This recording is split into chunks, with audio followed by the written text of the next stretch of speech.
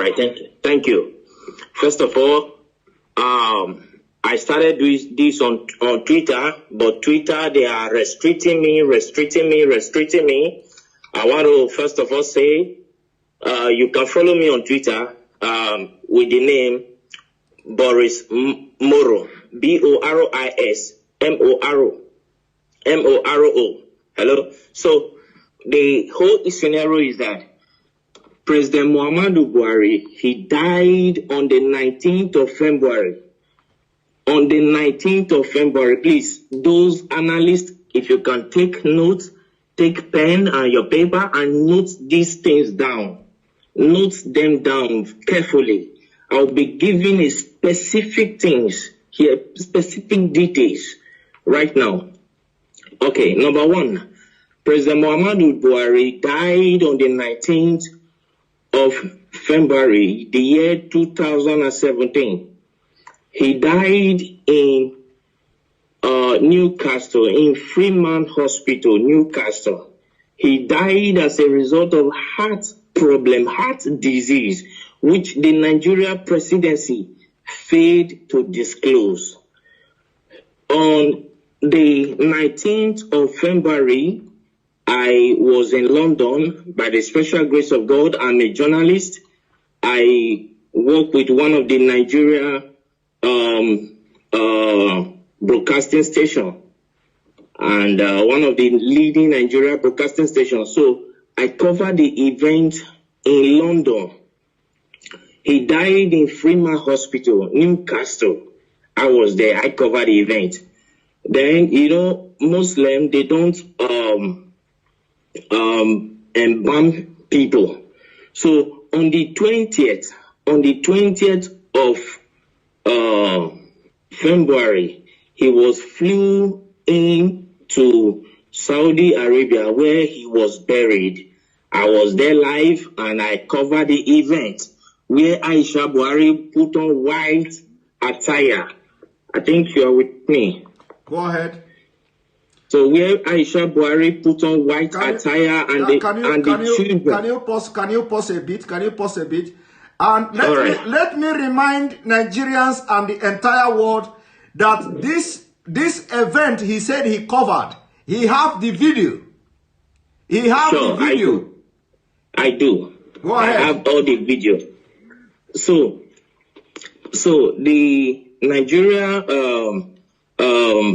Aisha was putting on white as a sign of mourning to her husband, who is the late President Muhammadu Buhari. Then the children, according to the Muslim tradition, were putting on black. I have the video, I have the photograph and everything. You understand? Then on the 23rd of February, I was in Ethiopia as a journalist. I moved around.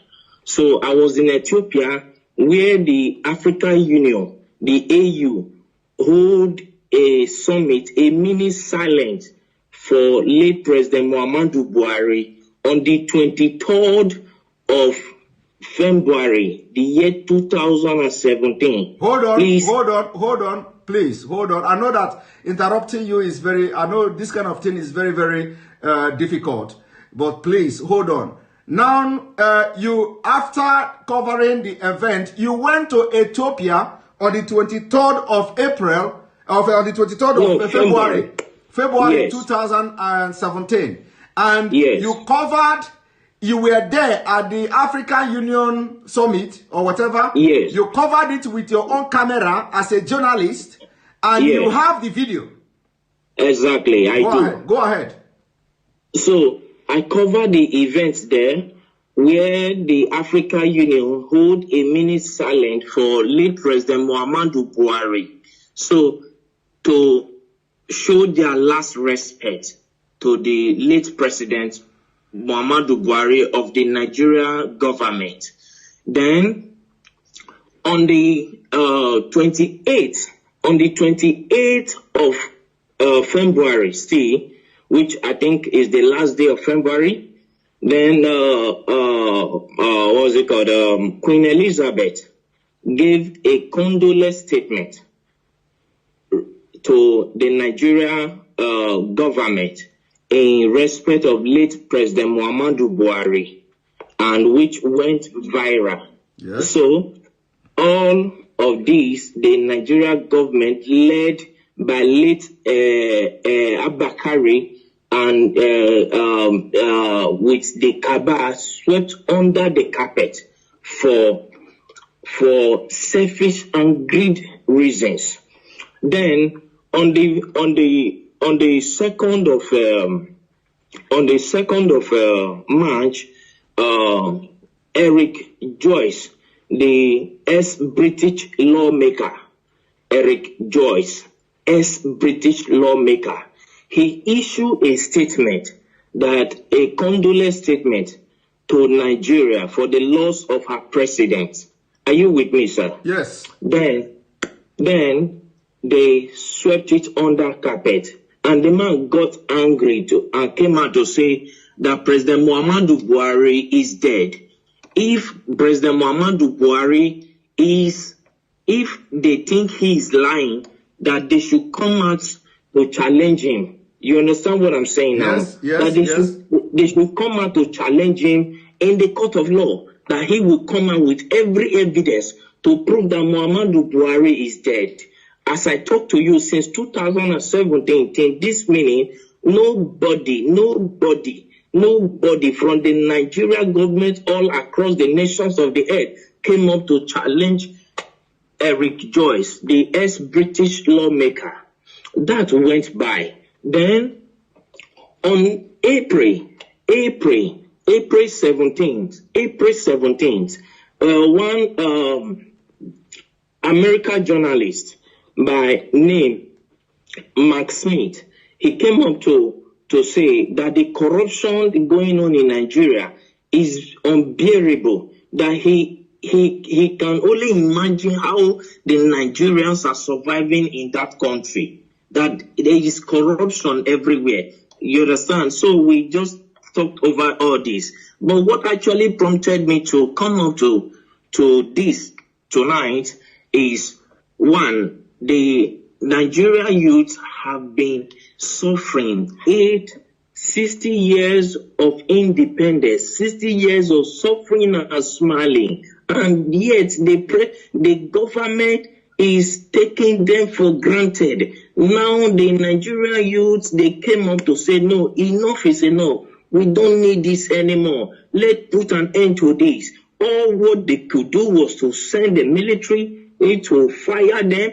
If they think maybe I am lying, let Aisha Buhari, the wife of the late President Buhari, come up to tell me that the imposter parading himself as the Buhari is her husband. If I am lying, okay, hold it there. First of all, I want you to tell me, because you are one of the best journalists, but people don't know. Like I said, you don't need to mention your name.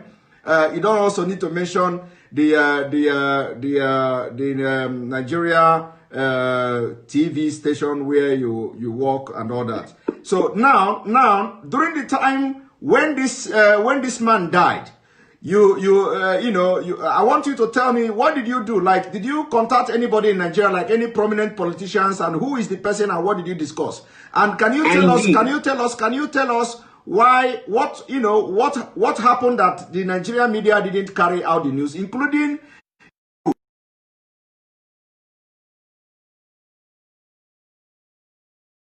fortunate that Abakari is dead. Abakari did not die of COVID-19. Coronavirus did not kill him. They masterminded his death. That is number one. I have proof for everything I'm saying, because I am a media personnel, and for me to say whatever thing, I know I can prove it anywhere on the earth. You understand what I'm saying? First and foremost, when after that we came to Nigeria and we tried to publish the news. Let me state categorically, I don't want to mention the name of the broadcasting this thing I work with. Don't mention it.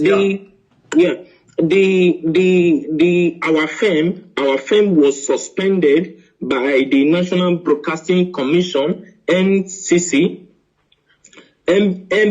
National Broadcasting Commission, suspended our firm, broadcasting station from airing because we carried the news. Because because they know, they have information that you were there. You were there and you followed everything. So when you came to Nigeria, they suspended you they suspended your friend. So I'm coming to that, sir. Let's not rush it. Abakari called me to Aso Rock. You understand what I'm saying? Yes. So I flew into Abuja to go and see him. And he told me that if I can keep quiet, that my safety to be alive will be guaranteed, and for my generation to come, no, we suffer again as a result of the bribe he was offering me. You understand what I'm saying? Yes. So I told him, accepting bribe is not the problem, but my conscience will judge me till I die. Yes. So I cannot do that. And to God who made me, I'm saying this categorically, and God Almighty is my witness. I did not take a dime from him. So I left. Then I called Bola Tinubu Asiwaju, the Lagos State richest man on earth. Let me use the word. So I called him on his MTN line. I can call the line now, the MTN line that I use in reaching him. I can say it here. The number is 080-622-40104. That is the number I use in calling Bola Tinubu Asiwaju. So I called him on phone to tell him about the development, and he came up to tell me that I should shut up, I should keep quiet, and so many other trash and nonsense that he told me that at the end of the day, I was suspended from my work. You understand? As a journalist. Okay, hold it there. So you called Bola Ahmed Tinubu to tell Tinubu, of course you normally call him too. This is not the first time you are calling him, by the way. We normally communicate. Okay, so you called him on this number you called now, 080-622-40104. Yes. And then he tell you to shut up and tell you a lot of things. He specifically, I can still remember, I still have the record of that conversation. You understand? Because as a journalist, you keep record of things because years to come you might need it. You understand me? Okay. So I still have the record of that conversation. So when I called him, he told me that Nigeria is not like other countries. That Nigeria ends of affair revolve and must continue to revolve around the cycle. You understand now? He told me that it must continue to revolve around the cycle, that the system of governance in Nigeria is different from every system of governance in the world on earth, that in Nigeria transparency is something that they don't toy with, that they try to hide everything, that it's not everything the masses must know. It's not everything the masses, the people of Nigeria must be aware of. Are you getting what I'm saying, sir? Yes. So he told me, and he offered me money too. He offered me a bribe. He said as long as I kept quiet, then I called the vice president too, Yemi Osibanjo. You called the vice president too. Okay. Yes, I have his contact, but I for security reasons I wouldn't want to disclose his contact to the public. You understand what I'm saying? Yes, go but ahead. If you needed one on one, I can give it to. No need. Just go ahead.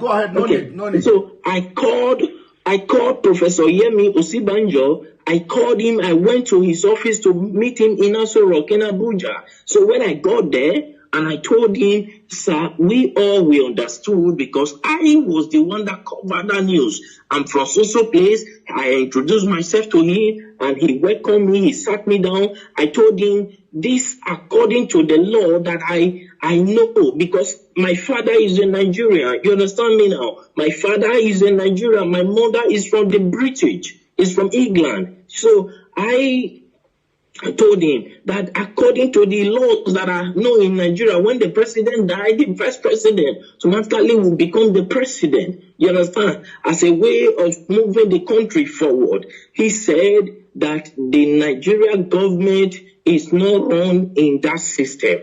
I said, no, when Goodluck Jonathan was there, that was what happened. When the president died, he was the vice president and he came up to be the president. You understand what I'm saying? And he said, please, for my safety, I should keep quiet and go my way. That the course of things will play out by itself in Nigeria. The reason I got to understand that. Can you pause a little bit, please? I know that this is very difficult, when I'm, pausing you all the time. So, is it that because of the way you have actively trying to air this news was the reason why you were suspended and sacked or something? I wasn't sacked, sir. I was suspended. Okay, you were suspended. Okay. So was it the reason? Was it the reason you were suspended? Yes. Okay. All right. Go ahead. Because I told them that I will publish it. Then, as at that time, I was receiving so many threats. Like seriously, people started threatening my life, threatening me here and there. Then I called, El-Rufai, because El-Rufai was there when Buhari was being buried in Saudi Arabia. El-Rufai was there, the Sultan of Sokoto was there, Ganduje was there. As at that time, then about 10 or 11 persons, prominent people from Nigeria were there, including other people who came to the burial ground. But the people that were there, El-Rufai was there. The Sultan of Sokoto was there. You understand what I'm saying now? Yeah. So when they were burying him in Saudi Arabia,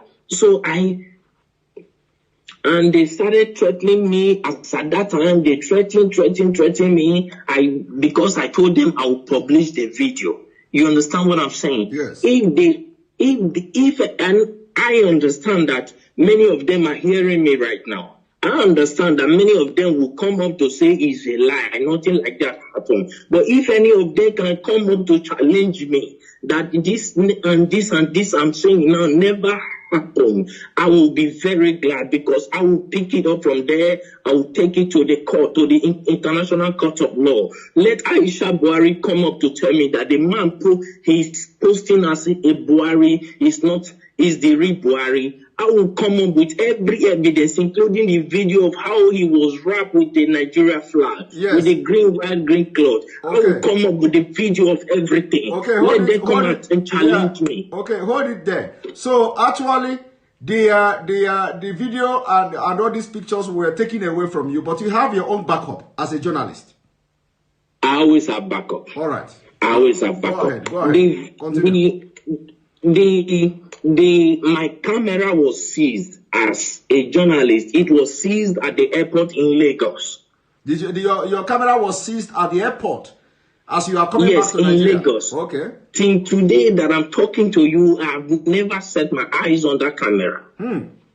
But you have backup. You understand what they didn't know that. You know they are Of course, I have all my backup. Even this evening, I was going through the backup. I was playing all of them. I was going through them again. So if they want to debunk this thing, I'm saying that it's a lie. Nothing like that happened. How come the AU, the Africa, our presidents, had a minute silent for them? As at that time, I could remember I called the president of Ghana on this issue. The president of Ghana told me that it is not in their interest that if the people of Nigeria cried out for 30 days. That is when they will take up the case, that the AU will take up the case. As long as nobody has cried out, that it is assumed that they understood what is going on, that in Nigeria is not Ghana. That is what the president of Ghana told me. You understand what I'm saying now? Yeah. I understand that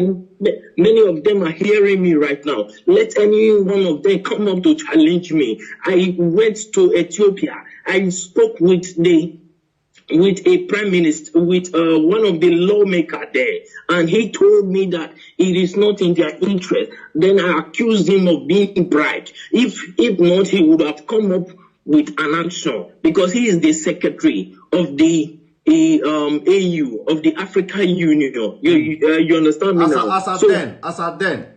Yes, as at that time. So I challenged him. I accused him that they have been offered bribe, and he told me that he has never received any bribe from Nigeria, though many of them are coming with proposal. But whether he later accepted bribe, I don't know. You understand what I'm saying now? But the truth is this: Buhari is long dead in Freeman Hospital in Newcastle in London on the 19th of February, the year 2017. He's dead. Buhari is dead. He was buried in Saudi Arabia. Nobody can tell me that he's still alive.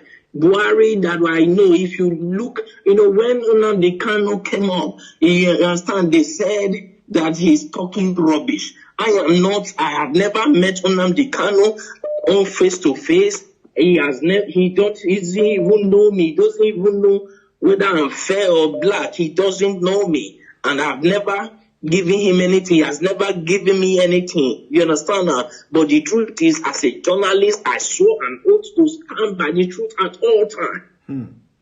Irrespective of what may be at stake, I swore an oath to God and to humanity. And now you no longer work with this television station, and now because of what is going on in Nigeria, you are ready to shatter the table.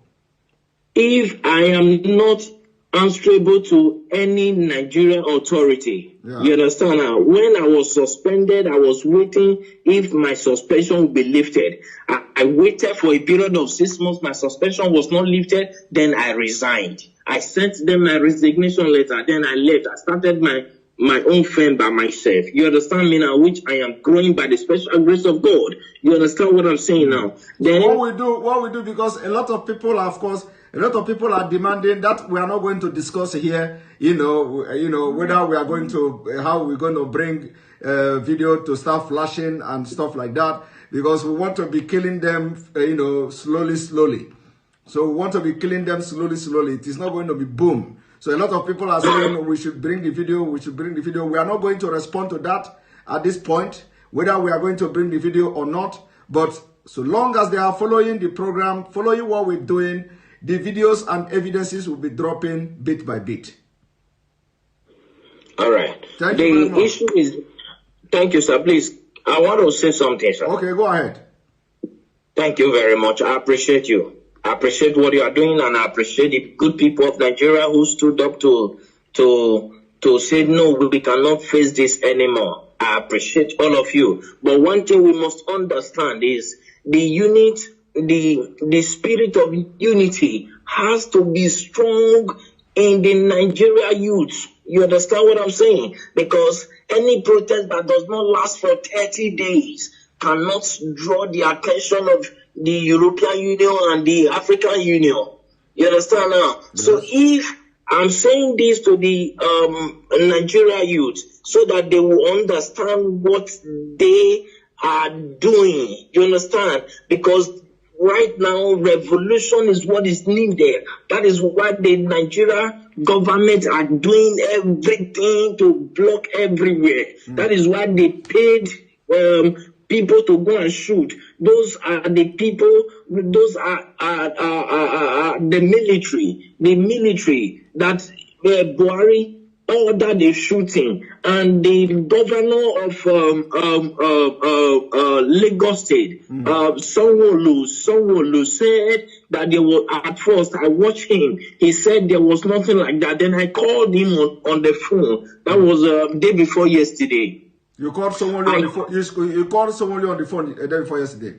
I have their number. I called him on the phone and I asked him, why are you saying this? It is obvious across the nations of the earth. Why are you saying this? People will come after you. The Nigerian youths that I know, they are calm, but when you toy with their simplicity, they will come after you. You understand what I'm saying? Yes. Then I believe that was later when he came up to say that they thought nobody died, but he began to look for possible means to change his mouth. Then I called Bola Asiwaju. Then when I learned that he was in France, I flew into France to go and see him, but I was not allowed to see him in his France mansion.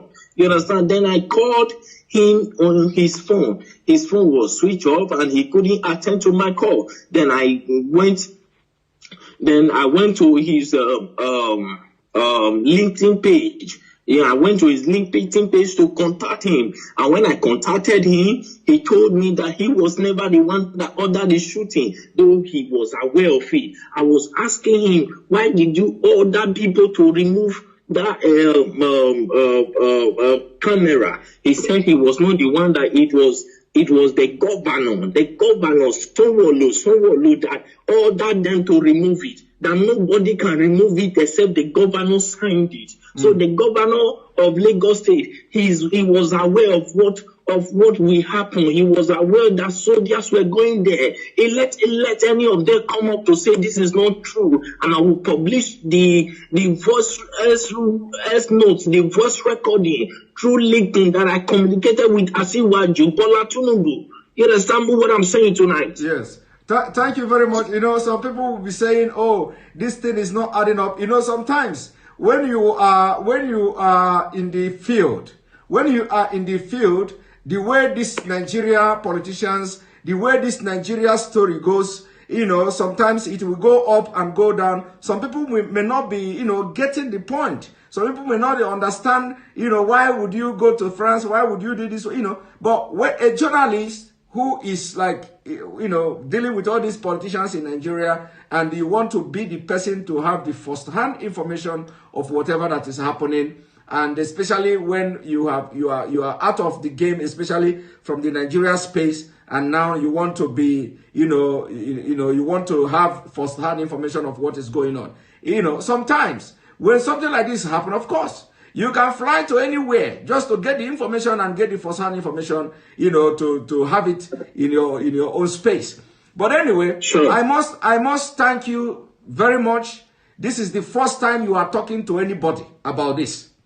Yes. This is the first time ever you are talking to anybody about this. We are going to continue our discussion. It is not going to be online. It is not going to be live.